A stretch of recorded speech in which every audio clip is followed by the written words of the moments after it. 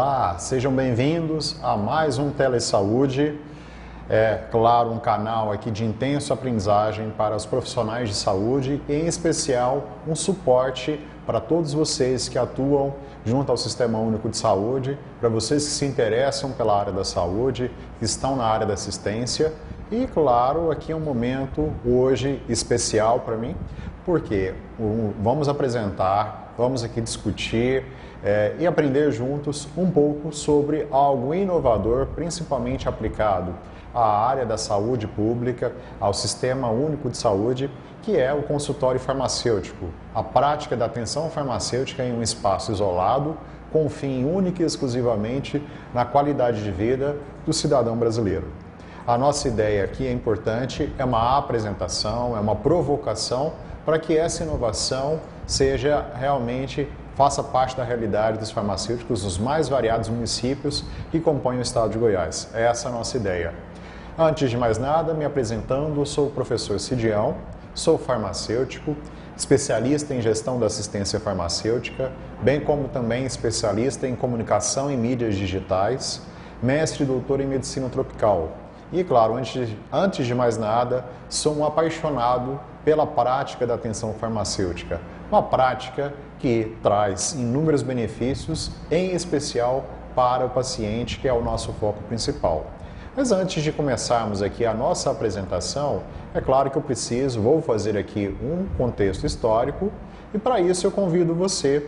que está aqui nos acompanhando, seja ao vivo, seja assistindo posteriormente através do canal Telesaúde Goiás, a compartilhar a sua experiência, as suas percepções, as suas vivências específicas na prática da atenção farmacêutica, seja aqui no nosso bate-papo online, seja nos comentários do canal Telesaúde. Estarei, claro, atento e, claro, meu objetivo é criar uma rede de contatos de pessoas que possam ter interesse nessa prática e possam desenvolver, em especial aplicada no setor público de saúde. Esse é o meu interesse principal aqui nesse momento com vocês. Então vamos lá, vamos fazer um contexto histórico muito importante para entender a realidade brasileira, onde nós estamos e onde é que a prática da atenção farmacêutica inicia-se. Isso é um fato importante. Considerando aí, muito importante, a assistência farmacêutica como um ato de prover medicamentos para a população, a atenção farmacêutica, ela é uma das ações, uma das atividades que está inserida dentro deste contexto. E pensando no Brasil especificamente, a partir do ano de 1973, quando é colocada a Lei 5.991, que estabelece a abertura do mercado varejista farmacêutico, onde se cria drogarias, onde se cria a abertura de estabelecimentos farmacêuticos, que permite a redistribuição de medicamentos, a comercialização de medicamentos industrializados. Isso é algo muito importante. Observa-se a partir daí uma facilitação do acesso da comunidade aos medicamentos e, consequentemente, não só os seus benefícios, mas os riscos, em especial os problemas relacionados a esses medicamentos, começam a se intensificar. Daí a importância de se ter um acompanhamento, uma prática que vá não só monitorar esse paciente com relação ao uso, mas vai, em especial, prevenir, corrigir, e, claro, solucionar esses problemas relacionados a esses medicamentos. E é importante considerar que, antes dessa data, como o comércio farmacêutico ele era, de certa forma, isolado e controlado, o paciente ele só adquiria medicamentos, isso era muito importante, que eram prescritos e produzidos em farmácias específicas, você tinha um certo monitoramento. Mas com a abertura do comércio varejista farmacêutico, na qual se colocou o farmacêutico como sendo responsável técnico por todas essas atividades, o que nós percebemos é que a demanda e o atendimento ao consumo dos medicamentos ele foi muito superior à possibilidade de um atendimento personalizado e, consequentemente, todo esse monitoramento. E quando a gente joga isso especificamente para o setor público de saúde, aí a gente precisa pensar 1973, só fazer aí um alinhamento temporal. 1973, a Lei 5.991, 1988, a promulgação da República, da Constituição de 88, 100 anos, na verdade, da promulgação da República, mas é a Constituição de 88 definindo que saúde é um direito de todos e um dever do Estado. 2 anos depois, 1990, nós temos a criação do Sistema Único de Saúde, com uma política nacional de medicamentos que vai interferir em todos os processos de assistência e atenção farmacêutica, surgindo somente no ano de 1998. E somente em 2004 que nós temos o quê? Uma política nacional de assistência farmacêutica. E somente a partir daí, em especial o ano de 2007, quando você tem uma determinação de que o farmacêutico ele é um dos componentes, deve estar presente como um dos membros do Programa Saúde da Família, é que nós começamos a verificar o farmacêutico presente na assistência, em especial aos pacientes do Sistema Único de Saúde. Antes desse processo, o que nós percebemos é o papel gerencial que o farmacêutico executava, em especial no controle da assistência farmacêutica, no controle de toda a parte logística de distribuição desses medicamentos. Então, é algo importante a ser considerado. Por isso é que eu coloco, na ponta a assistência que o paciente recebe do farmacêutico, que é um processo de compreensão e percepção das suas necessidades e, consequentemente, acompanhar um tratamento farmacoterapêutico com todo o cuidado de identificar potenciais problemas relacionados aos medicamentos, ele ainda no ano de 2021 continua sendo uma inovação, em especial, repito, no setor público de saúde. Então, coloco aqui como uma das propostas, através dessa teleaula, uma provocação para que vocês que estão na ponta, para vocês que estão atuando na assistência, possam se interessar, possam conhecer um pouco mais e, por que não, implantar e implementar um programa de atenção farmacêutica com um consultório específico para que o farmacêutico possa ter o atendimento, possa constituir uma metodologia na qual o principal beneficiário seja o paciente. Então essa é a minha provocação e esse é o meu interesse com essa aula de hoje. Importante considerar que a atenção farmacêutica, que é essa proposta de atividade a ser realizada dentro do consultório farmacêutico, repito, ele é uma das atividades que integra, de forma geral, a assistência farmacêutica. É uma atividade exclusiva dos farmacêuticos, em especial recomenda-se que esse farmacêutico ele tenha um processo de educação continuada, com uma formação em pós-graduação em farmácia clínica e atenção farmacêutica, para que ele possa ter condições, conteúdo, vivência e experiência nessa prática. É algo muito importante. E é importante considerar também que aqui dentro da nossa teleaula de hoje, uma das opções que eu coloquei na apresentação seria o método de assistência, de atenção farmacêutica derivada da universidade,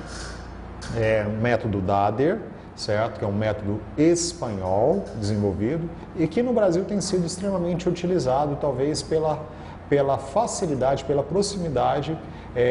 com relação à linguagem, com relação ao entendimento, mas é importante considerar que ele não é o único método disponível, existem outros métodos de atenção farmacêutica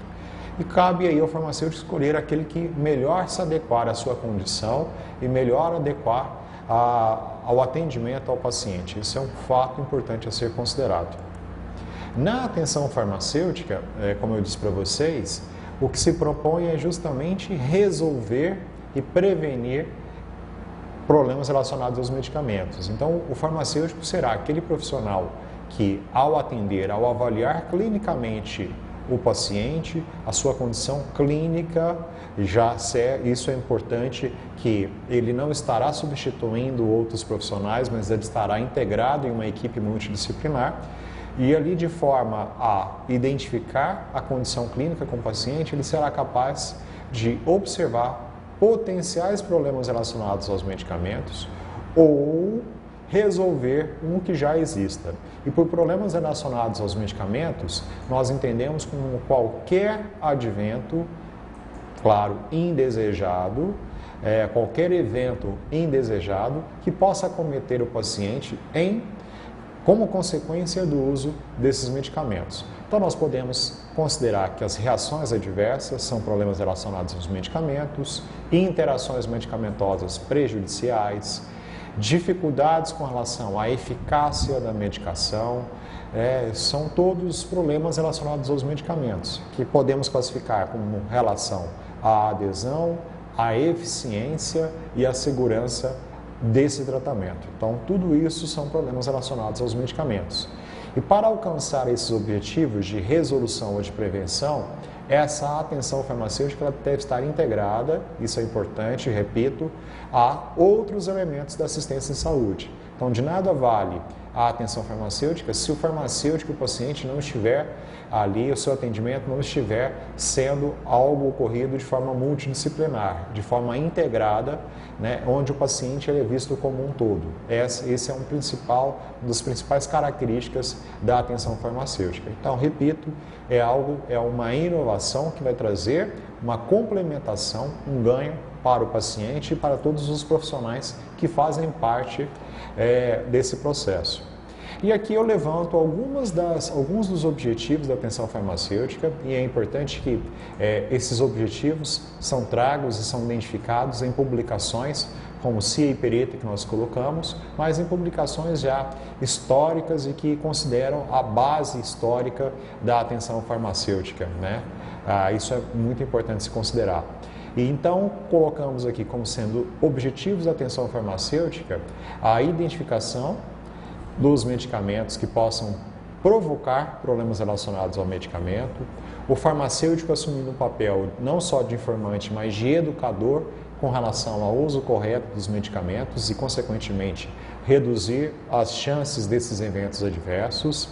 avaliar os riscos que eles estão expostos como consequência de uma interação medicamentosa, que é quando dois ou mais medicamentos interagem um sobre o outro, podendo provocar problemas com relação à eficiência, redução da eficiência ou potencialização das reações adversas ou de efeitos colaterais, promoção da educação sanitária e, claro, determinar fatores que possam ser a causa do insucesso de um tratamento medicamentoso, o que leva, consequentemente, a um aumento do custo para o paciente e, claro, para a sociedade, porque esse sucesso medicamentoso pode vir a provocar uma necessidade de substituição de todo o tratamento medicamentoso ou, em situações mais extremas,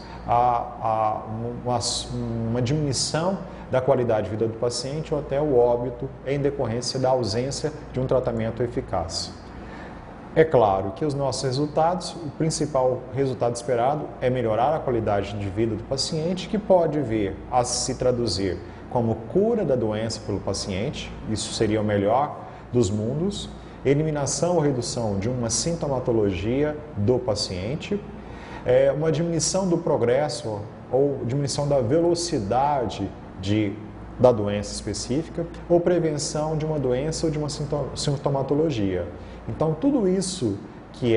representa a qualidade de vida implica, e aí quando nós colocamos, especificamente em três principais funções do farmacêutico, como eu coloquei desde o início: identificar, resolver e prevenir problemas relacionados aos medicamentos. Isso é o nosso foco principal.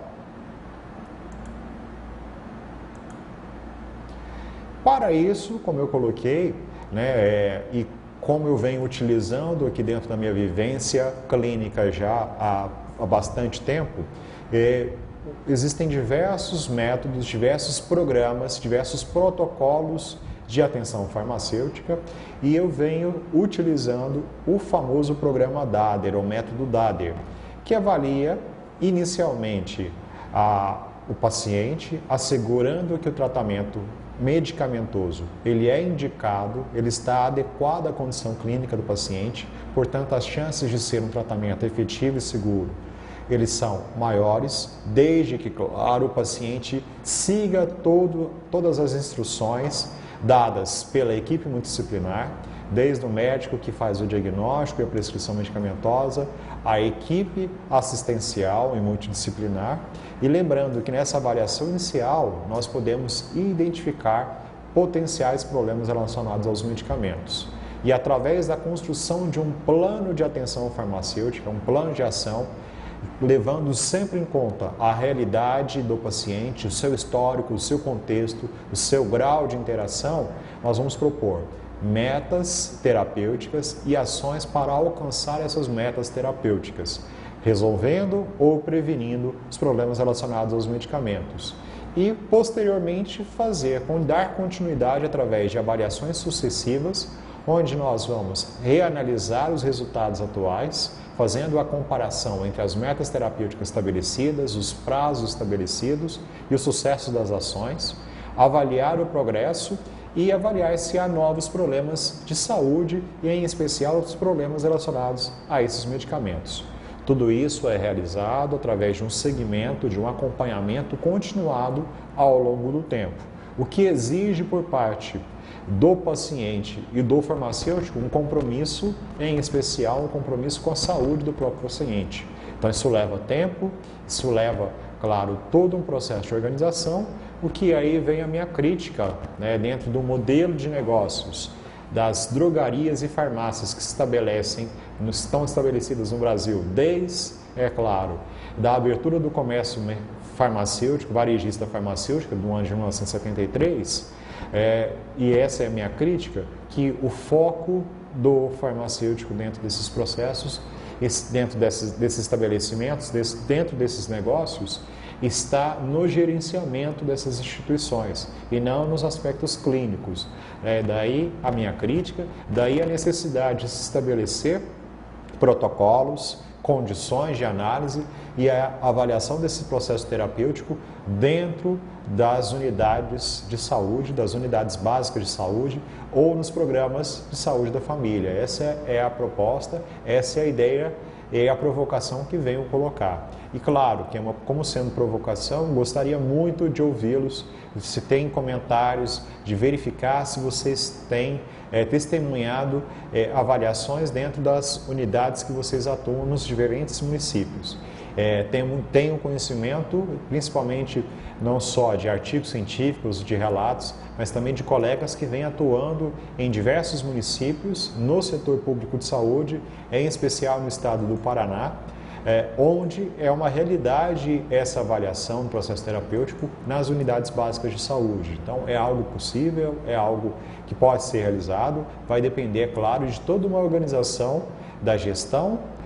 da assistência farmacêutica nesse município e, claro, de toda uma capacitação da equipe que vai executar todo esse processo. Em especial, um compromisso do farmacêutico dentro desses processos. E aqui construir, claro, um modelo de consulta farmacêutica que pode ser utilizado e deve ser utilizado como um script, como um roteiro para que os encontros das consultas farmacêuticas possam ser realizados. Esse material foi construído a partir de trabalhos científicos, estudos de casos realizados através da minha orientação, na qual nós percebemos que é interessante a divisão em 4 momentos, onde o farmacêutico vai interagir com o paciente. É claro que esse momento ele sempre vai ser um momento na qual o paciente ele precisa ter total confiança no farmacêutico e o farmacêutico total confiança no paciente. Então eu faço aqui algumas considerações importantes que é necessário, antes de iniciar todo esse modelo da consulta farmacêutica, um período em que você vai explicar todo o processo, qual é o objetivo para o paciente ou para os familiares que o acompanharão ou para os seus responsáveis, para que eles possam entender todo esse processo e, consequentemente, todas as informações possíveis que possam ser captadas sejam coletadas dentro desse momento. Então, inicia-se a consulta, a primeira etapa da consulta farmacêutica, através do esclarecimento do motivo pelo qual essa consulta está sendo iniciada, o processo de atenção farmacêutica está sendo iniciado, e principalmente ficando claro que é necessário total transparência sobre todo esse processo, e, consequentemente, o paciente ele deve levar todos os dados específicos com relação à sua história clínica e história de medicação, no mínimo 6 meses anterior à consulta e até 1 ano, ou seja, quais são os medicamentos que esse paciente vem utilizando nos últimos 12 meses. E é importante que ele tenha todas as informações, traga, a gente chama de sacola, né, o método DADER, o programa DADER, ele diz que o paciente tem que trazer a sacola de medicamentos, respondendo para cada um dos medicamentos que ele utiliza, por que ele está utilizando, quem prescreveu, por que prescreveu, se utilizou de forma correta, se sentiu algo estranho após a utilização dos medicamentos, como ele tem percebido a melhora no quadro após o uso da medicação. Então, todas essas informações são coletadas de forma organizada através de dentro do programa, de um formulário padrão de atenção farmacêutica que o modelo DADER nos dá, específico, e você pode utilizar esse modelo, seja ele escrito, analógico ou no modelo digital, né? Então, por exemplo, dentro da minha rotina clínica, eu venho utilizando transferir esse formulário para um formulário digital que permite e que facilita a avaliação, bem como a coleta de dados. E é importante que não se esquecer que o paciente ele está fornecendo os dados, então recomendo que vocês recolham um termo de consentimento livre, esclarecido desse paciente, para que você possa utilizar com cuidado todos esses dados e possa se resguardar também juridicamente. E por que dessa importância? Porque ele pode ser uma oportunidade de uma publicação científica, já que essa situação, já que essa vivência pode ser muito útil cientificamente. Então, é importante que você já tenha também nesse momento a coleta do termo de consentimento livre e esclarecido, para que você possa utilizar esses dados também com fins científicos de publicação. No segundo momento, você vai analisar esses dados, processar esses dados, avaliar a situação clínica do paciente, identificar, revisar toda a farmacoterapêutica aplicada e identificar problemas relacionados a esses medicamentos potenciais, certo? E aí, voltando ao paciente, você irá elaborar um plano de cuidado farmacêutico, é claro, em conjunto com o paciente, levando em consideração todas as condições que esse paciente possui. E isso é algo fundamental, porque se você fizer a proposta e só entregar ao paciente, não vai haver adesão.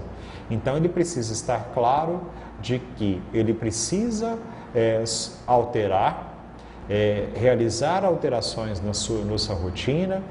realizar alterações com relação a alcançar metas terapêuticas, se for necessário envolver toda a equipe multidisciplinar, definir através de um relatório a ser entregue, por exemplo, para o médico prescritor, a real situação do paciente, os potenciais problemas relacionados, para que o prescritor possa decidir se vai alterar ou não a medicação junto ao paciente. Tudo isso é feito com ele. Isso é algo muito importante. E é entregue a ele um relatório de atenção farmacêutica, um plano que pode ser aplicado e comunicado ao paciente de forma oral, de forma escrita, pode ser também aplicada não só ao paciente, mas toda a equipe multidisciplinar, seja ele de forma oral ou seja ele de forma escrita. E nesse plano, como qualquer plano de ação, ele tem prazos e formas de se acompanhar através de indicadores de qualidade. Então é importantíssimo que após esse processo, o paciente ele volte para realizar um acompanhamento, um segmento para verificar os resultados e o progresso, o alcance das metas e se há ou não novos problemas de saúde.